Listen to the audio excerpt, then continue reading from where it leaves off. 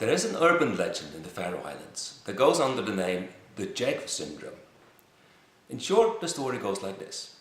At one point in the early 20th century, one of the smaller villages in the Faroe Islands, Jeggv, got a very good teacher. The teacher did such a good job that most of his pupils eventually moved on to higher education and got fine jobs. The problem was that none of them could find employment in the small village of Jeggv. None of them returned, and therefore it led to the depopulation and downfall of the village.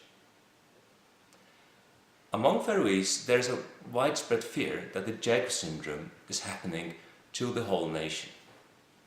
We are educating our young for jobs that do not exist in the Faroe Islands, and it's widely believed that this is leading to the downfall of the whole country. To some extent, this is a valid fear. A majority of young Faroese go to other countries for higher education, and around half of them never return back to live in the islands. During their education in foreign land, they find jobs, partners, and new places that they want to live in. I think that this Jeggv syndrome should be linked to two global long-term trends: urbanization and education. And the solution for example, the Faroe Islands lies in managing these two trends and taking advantage of another long-term trend: automation.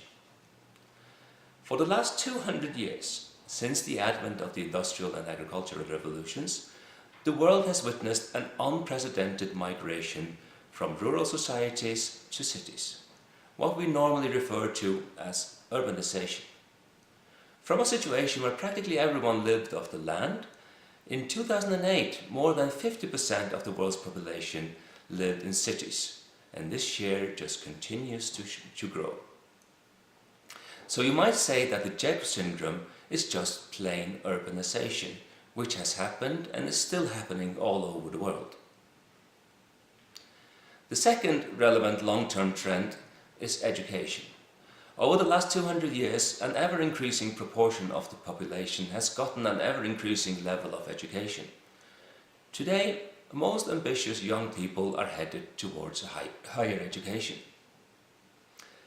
I think that we in the NORA region should take this challenge head-on. Firstly, we should strive to make our regions, and in particular our cities, attractive. This is not a simple task, but I do think that we have a secret mix.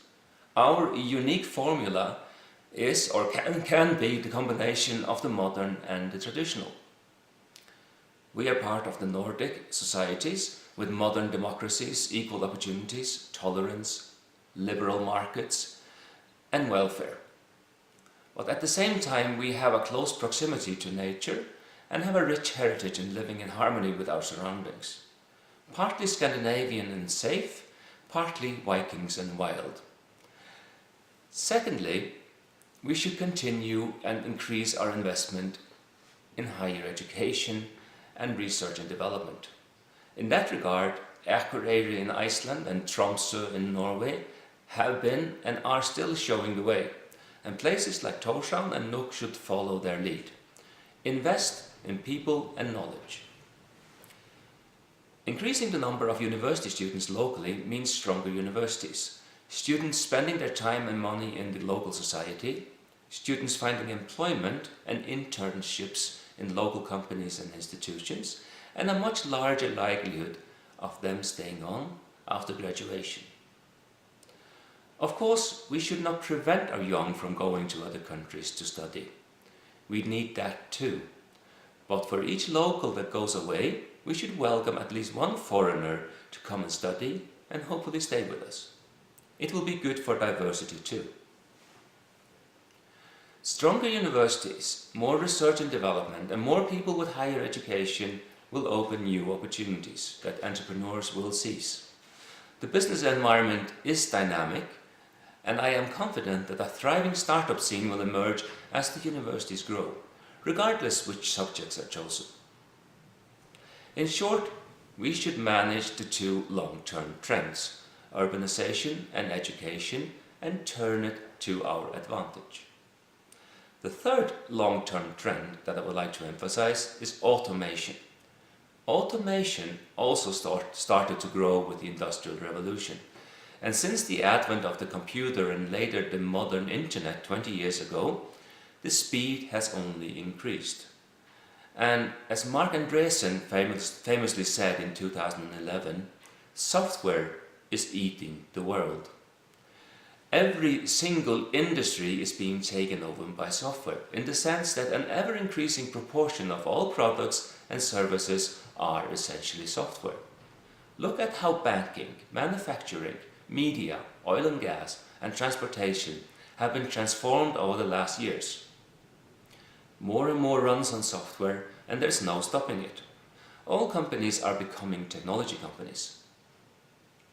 Our traditional strongholds, fisheries, fish farming, and logistics, are also being transformed by software. You might not see the full effect yet, but it is happening.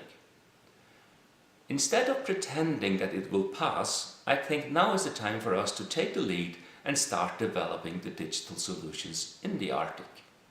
If we don't, we will in effect slowly but surely lose our current knowledge lead in these industries. And regardless, to be attractive employers of those that graduate, we need to have challenging, creative, and high-paying jobs. Automation means that any job that a computer can do, a computer is going to do. Expect ships that are unmanned and fully automated fish factories in the not too distant future. In the medium and maybe even the long term, this means that the only jobs that are safe are those that require either creativity or empathy. Being able to create something new and being able to care.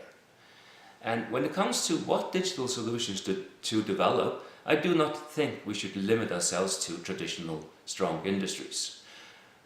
The NORA region is sparsely populated and we lack economies of scale. But regardless, we expect Scandinavian levels of public and private services. For us, it is difficult to keep up and pay for it all. Again, the solution is software and automation. We should be the best in the world to utilize digital technologies for public services. And our public sector should be a diligent and knowledgeable buyer of local digital solutions. Done properly, this can be turned into export successes too. Finally, we should collaborate much more intensively across the NORA region and with neighboring regions. Our individual markets are small, and it is often very difficult to make a business case in a local market. And at the same time, many entrepreneurs struggle to target a worldwide market.